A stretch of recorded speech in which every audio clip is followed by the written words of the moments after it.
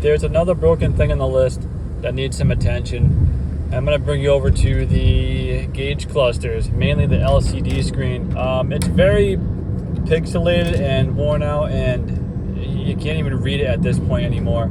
So what I did was, well, my friend told me about this idea that seems to work in some cases, but not this case. You take a lighter, like a grill lighter, and you have that little snappy shark thing inside the lighter, and basically it kind of brings back the LCD screen when you click it a bunch of times. It kind of shocks it back into life, if you will. But in this case, it just didn't work. So I went online and I found a new LCD screen, and you basically have to desolder the old one and solder in the new one, and it's just like a little ribbon cable with like 20 attachments on it, and it is like very tedious, very scary, way out of my league, but we got it done. LCD screen cost me about 20 bucks on eBay. They have a real OEM one for 90 bucks. I wasn't even sure I could tackle the soldering, so I figured I'd give this a shot first, and if this failed, I was just gonna buy a whole new gauge cluster. Pretty successful as of now. Longevity wise, I don't know if it's gonna fail or not, being a cheap LCD screen. So far, so good.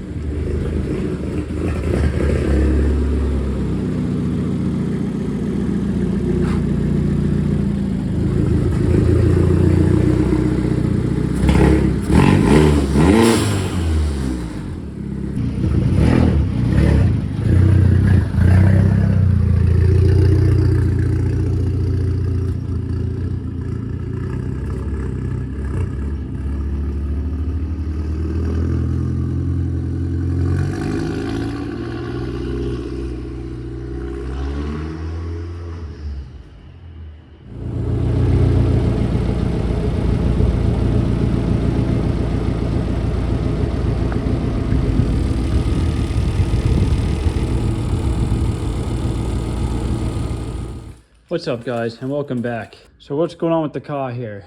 I did take the car out. I did a quick little loop around the parking lot, and it drove pretty good. It needs an alignment really bad, so that's something I'm gonna try and take care of. I got some toe plate, camber plate things, tools here, so I'm gonna try and get the alignment as best as I possibly can in shop before taking it to an alignment rack, at least so I can do a little bit more test driving. And while on that quick test drive, it needs power steering. I mean, well, it doesn't need it, but I definitely want to see if I can fit it in this car. I think there is enough room to fit it, and I was looking at one of my old Nissan Versa steering racks here. It did work before, and I'm pretty sure I blew up the box. Long story short, I went back to the junkyard and got another one, and I didn't test it at the junkyard, and I got back to the shop, tested it here, and that one did not work either. The motor worked, but not the box that controls it to put it in limp mode or default mode. So I went back again, and this time I ripped one out of a Kia Soul. And this one I was able to test in the junkyard. I have a little jump pack in here, and I hooked it up to positive. It's mainly just the black, the red, and you have this ignition wire here. Got to have all three connected. and that will put in limp mode and you can turn it and whatnot. I did want the Nissan Versa one. It looks like it's a little more slimmed down. This one has like a bigger a worm gear inside here, which makes it a bigger piece to try and fit. The motor is shorter. I don't care how long the motor is, but I definitely wanted this style, but I couldn't find one. And this was like right in a car next to me, so I took this one out fairly quick, maybe about a half hour to rip it out of the car. No big deal. But I'm gonna kind of throw it in the car and see what it looks like before I start cutting all this mumbo jumbo crap off here. I basically gotta slim this down and make it as simple as possible before I start cutting the shafts and re-lengthening them. It's gotta fit just right, and I think it will fit under the dash without getting in the way of my knees, and it should fit right in front of the master cylinders as well. So that's something I'm gonna take care of in this episode, or this video here. But yeah, while taking the car out, I got up to operating temp, no sweat, no leaks. There's, well, no coolant leaks and no other active leaks. There's a little tiny oil dripping from the oil pan right here. It's not actually the hose here, it's actually the seal right behind here. It's just a little O-ring, if you will. But that's the only leak in this car. I didn't get it to overheat like I wanted to. I wanted to see if the radiator fan would kick on. But I did have it running for 20 minutes outside, and it stayed right at, I want to say 190. I don't have an actual temp gauge. I just have the hot cold gauge on the cluster there, if you will. And yeah, it did pretty good. Need to bleed the brakes again. I need a hand with that. It's hard to do it by yourself when there's a double master cylinder piston kind of thing. You kind of have to have someone push it and open up the front and rear bleeder valve at the same time, so you can bleed it properly. Yeah, so if I get the steering sorted out and the alignment sorted out and the brakes bled, should be able to take it out for another test drive real quick. I wouldn't call it a test drive, as I was just kind of going in the parking lot. You know, I didn't really get past 10 miles an hour, but I wanted to make sure nothing would fall apart before I take it on the street. All right, let's dive into this steering column here. I should be able to relocate a lot of this stuff. But yeah, I'm just gonna kind of chop this away and see what we got going on here. Before I start ripping this apart real quick, here's a comparison from the regular stock column that I had here made up compared to the electric column here. Nothing too fancy, but I should be able to make it work.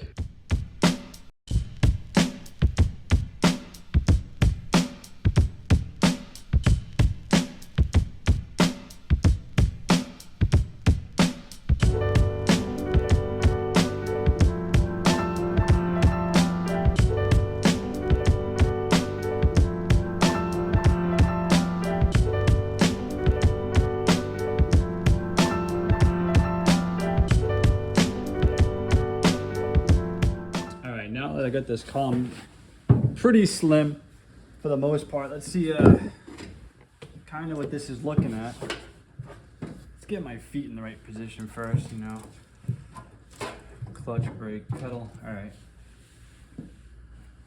right, so this, I already know for a fact this the shaft here needs to be right in the center here to clear this brake pedal and the gas pedal. So it's just a matter of turning it where I like it. Definitely don't want the motor on that side, so it's gonna have to go on this side. If I could get it somewhere right there. It's a little intrusive. I don't like the motor sticking way right there. Although it does clear my feet, because my feet will be down there. It's not like my feet will be up here, you know? But I think it's gonna hit the master cylinder a little bit, but I think I can shave a lot of this unnecessary material off this to really suck it in. So I want it to be, I want the motor as close as the master cylinders I can get them, so it kind of looks the part, you know. If it's way out here, yeah, it works, but it looks silly, you know. That's stupid. This is why I wanted that Nissan Versa one, because it actually fits pretty good as far as mounting it. But ideally I have to make a mount off of this, which isn't bad. That's steel. I could probably go off these screw holes on the top here to get some kind of mount. I think I can cut a lot of this off, so I think I'm gonna start there. I'm gonna chop a little bit on this radius here. I'll grind it off and then I'll see. I mean, it's not much, but that's a little bit does go a long way in a car like this. Let's get it trimmed up. Let's see. All right, I will say it is night and day to have the power steering in the Mini, especially since I'm not running the stock steering wheel size. I think it's 2 inches bigger than the one I have in there now. So when you have a smaller steering wheel, it does get, you know, you lose leverage when you turn. And since my other car has power steering, I've grown accustomed to it, and I do love the way it just makes driving a little bit more enjoyable, if you know what I mean. I'm not building a race car here, but I do want to drive it more than it sits in my garage like the green car, unfortunately. Yeah, I want it to be a good driver. I know to be a good driver, I do need to have power steering.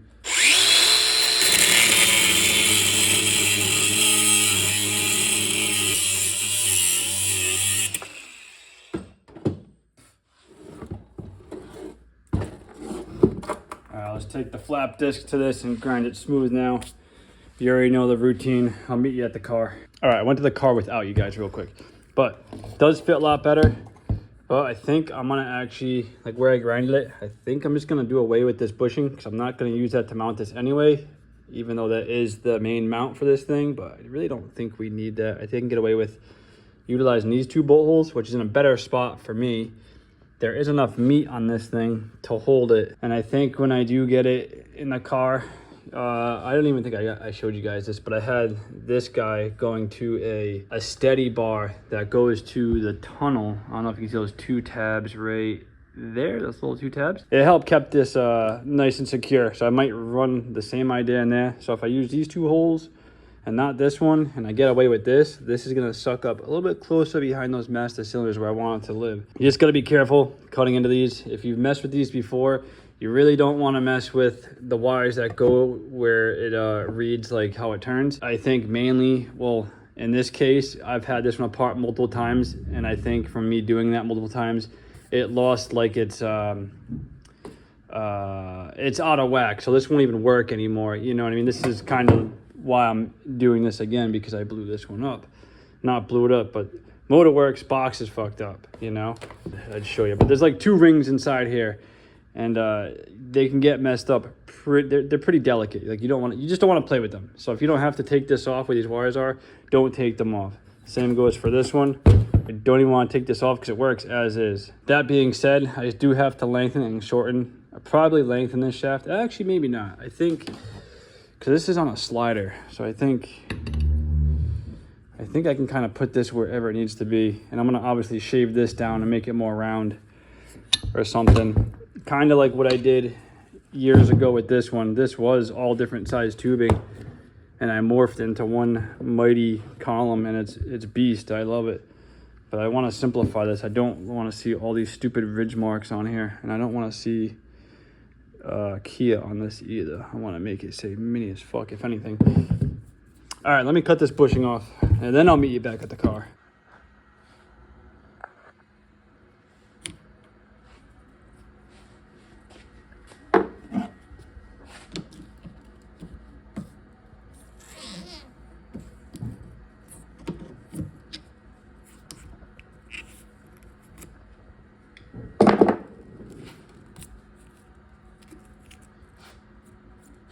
Now I should just be able to like kind of grind this smooth for now. I'm not gonna go too nuts. All right, let's see what we got over here.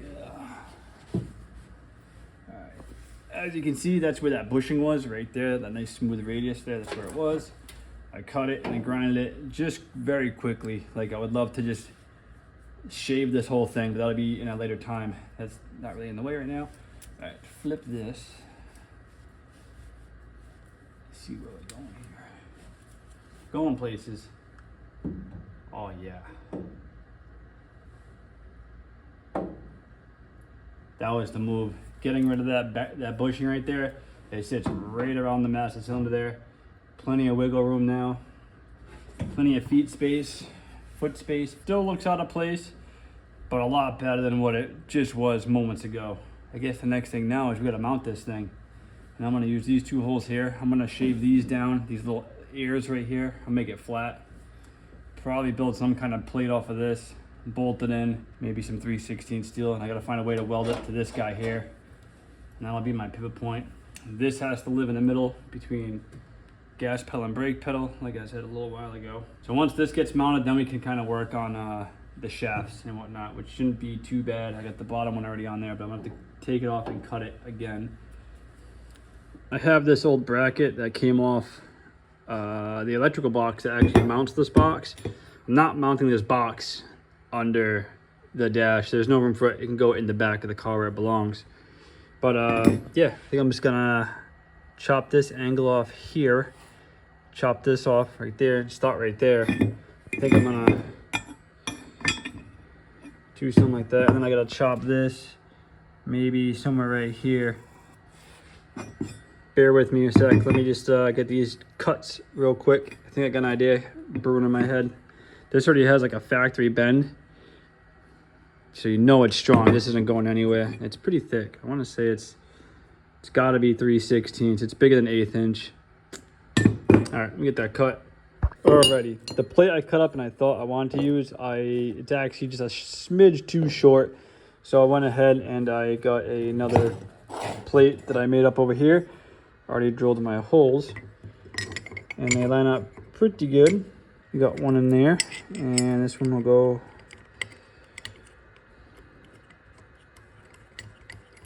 right there like so. That's actually a nice good piece. I swear it was the second time I did this. I cut this one up, didn't work, and that one worked out pretty good.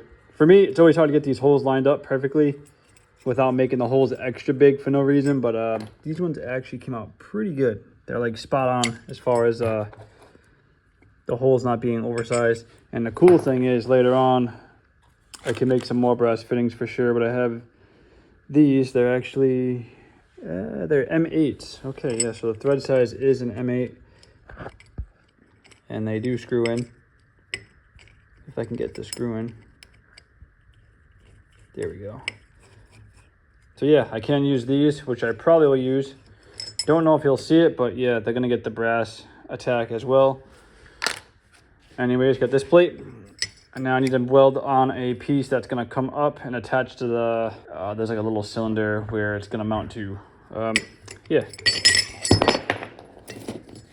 Same size plate as this stuff here, 3/16. Okay, so I made this little tiny wedge. Sorry, the light right here. I got it welded up on here, and then I cut through it. Well, I welded a piece of bar stuck on here, and I cut through it on an angle. And I basically just have to weld this to the plate here, and I got it lined up right here. So I'm gonna do a quick tack on it, or I might just weld it fully because I think that's where it's gotta be. But this thing will still like swivel back and forth, and it clears the old bushing over here. I can't hold this one-handed, but you get the idea. Just gotta get that welded on there real quick and see what it do.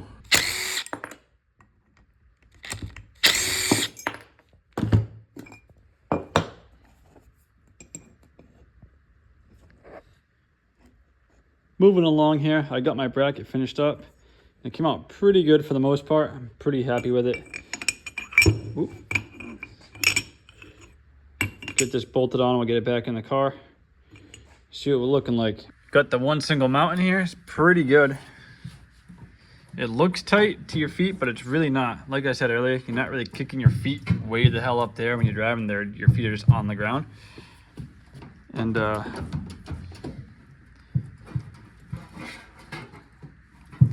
pretty good. I'm pretty happy with that. This doesn't look too bad. I mean, this is a big obstruction, but it's not really in the way when you're in the car. And I think getting in and out of the car is actually not that bad either. I mean, yeah, it's close, but I have my seat forward because I like to typically sit kind of close. But it's that easy getting in. You know, it's no big deal. I'd rather have this than the crazy X bar thing going on. That makes it a hassle. I do want to add in one more bar later on that'll kind of go with the line of the seat, but that'll be a little bit later on anyways. But I think this is going to be in a good spot. It does have a little wiggle to it. I don't have it cranked, but it is going to need one more mount, and I can probably use my steady mount that I didn't show. I had this already hooked up, working very good. But obviously this isn't going to work. This was the old control arm that I had from a while ago. It's a bit overkill for what it is. It's kind of, I think it's an inch thick. But yeah, I could probably utilize that bracket and maybe go off of, I don't know, maybe this hole here, or maybe something, I don't know. I could probably weld a tab on this, if anything, which is probably what I'll do.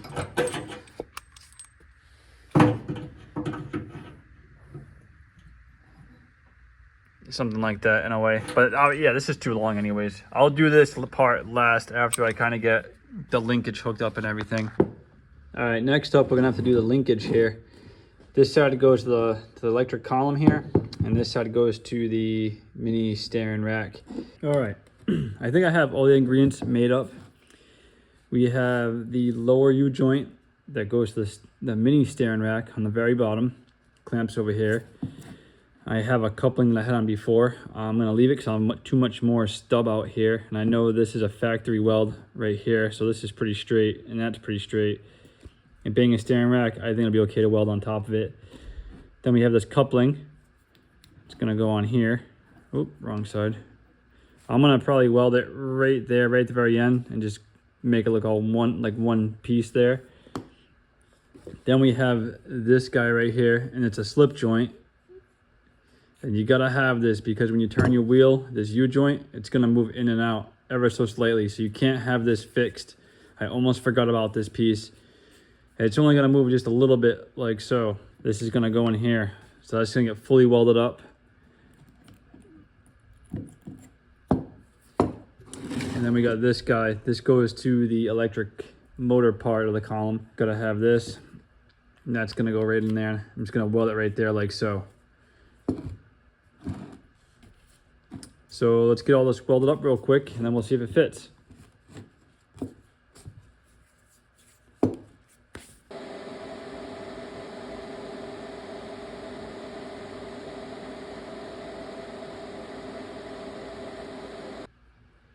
All right, the rest of the steering column right here is all welded up. Good to go. In phase 2, as far as the U-joints. I actually didn't plan on that happening. It just kind of happened on its own, so that's a bonus. Not that it really matters because it doesn't go at high speeds like a Jeep or a truck would. Got the slide shaft here.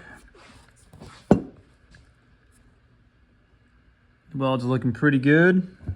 Happy with it. Let's get in the car and hopefully she fits because I only measured once.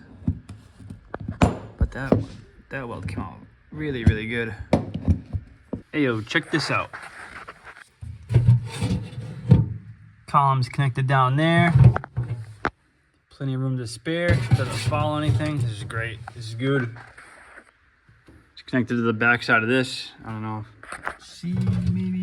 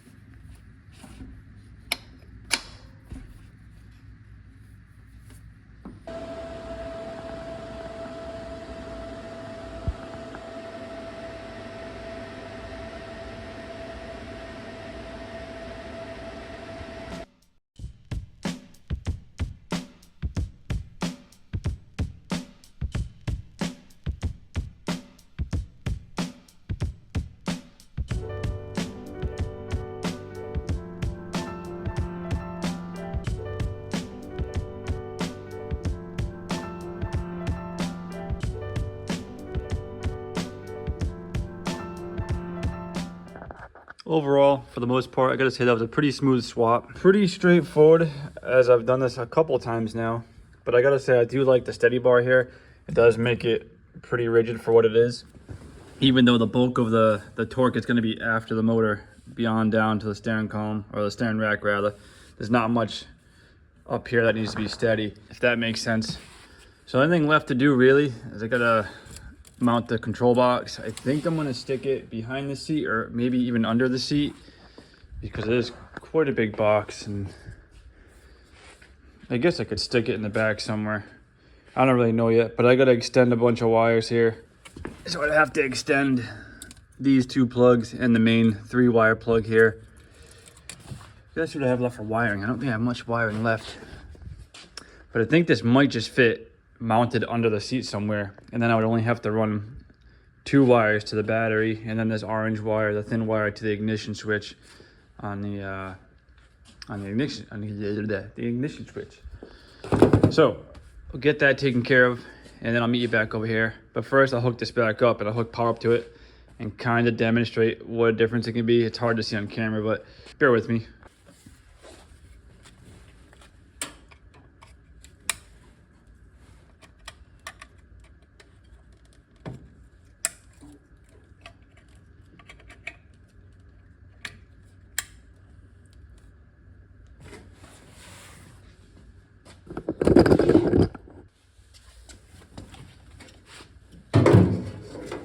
See if you can kind of see this in real time here.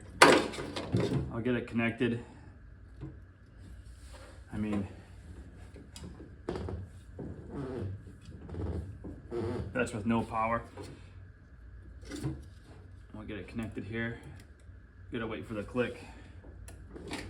You see that? Look at this. I can do this with one finger now. If I disconnect, watch this. If I disconnect it while I'm spinning it, you see what I mean? I mean, this is fine for what it is, but at a standstill, parallel parking or something, I'd rather have the luxury of just not having to worry about that.